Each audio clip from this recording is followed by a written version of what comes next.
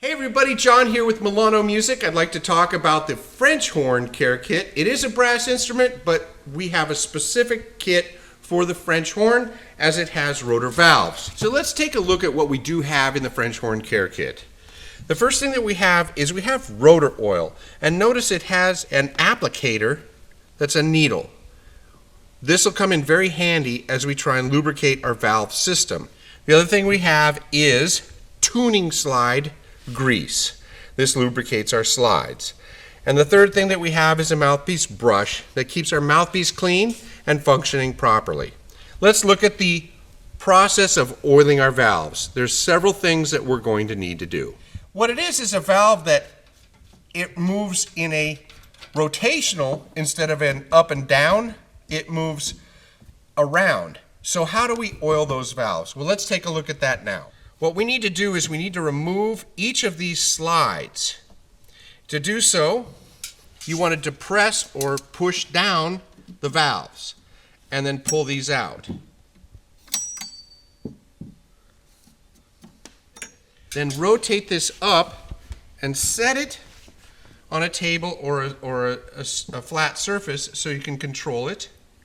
Then you're going to take your oil and you're going to put several drops.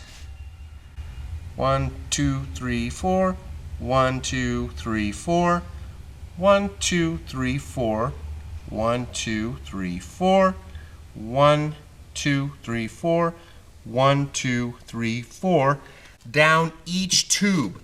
I'm trying to allow the drop to fall straight down the tube because now it's resting against the side piece of this rotor valve. Then what you do is just lift the horn up, place your hands on the valves and work the valves. This is allowing the oil to disperse across the entire valve section in the casing. On this particular French horn, it has 3 main valves plus a rotor valve over here that's activated by this thumb trigger. So this is a double horn. That's what we call a double horn. It has these 3 plus this.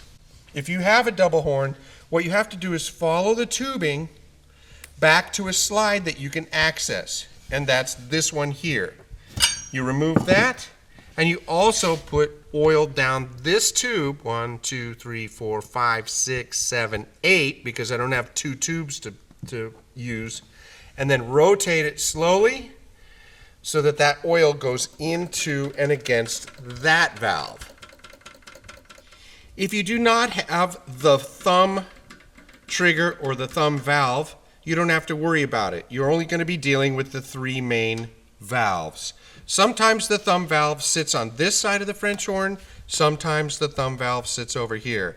So the tubing that you'll use to access oiling it may be different. Now, the other section that's important to oil is the top of the rotor itself. You unscrew this cap on all 3 rotors, and then you place a drop of oil right on the top here.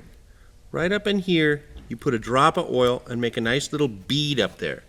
It's hard to see, but this rotates, and that lubricates this section. It's called the bearing. This is the bearing of the valve. So you want to put a drop on each of the top of these valves to lubricate that bearing. Let's look at that one more time. You get a nice bead on top of here, and then again when you move it back and forth, it lubricates that section of this valve. Once you've done that, there's another part that you want to lubricate, and this one's a little tricky. On the bottom side of each of the rotor valves, there's a section that moves. This down here also could use some oil. That's why we have this tip. So we can reach down into here and put a drop of oil in here. Then we work that valve and make sure that the oil works into that section. Up here we can see it a little bit clearer, that there's this section right here, that little crack. That's what we're trying to get the oil in, is right there on that little crack. So we want to make sure we get our needle in there. There it goes. And it goes right into that little crack, and then we work the valve a little bit, and that lubricates that section of the valve. So there's 3 sections of our valve to lubricate. We've got to drop oil down the tubes into the valve itself. We have to put a drop on the top of the valve itself by taking the cap off. And then we need to get into this section here to put oil into that spot right there. Those are the 3 sections to oil. So the next thing we're going to talk about is our tuning slide grease. And I recommend having a couple paper towels on hand so you can clean off your fingers or your hands a little bit. This is a grease that is applied directly to the inner tubes of your slides. So I take a little bit on my finger and I rub it into the tube itself to spread it out as evenly as I can. Then when I replace the tube or the slide into the instrument, I take it and I try and rotate it a little bit to spread the lubricant or the grease around as much as possible.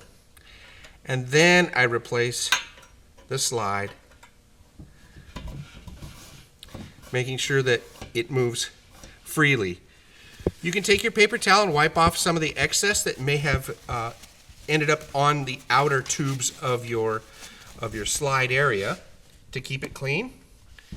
Since you've oiled your valves, it's a great time to go ahead and lubricate your slides as well. So you put a little bit on your finger, work it in, and then you have to remember that tube came out of this tube, or this slide goes with this tube, and that this one is the one in the middle.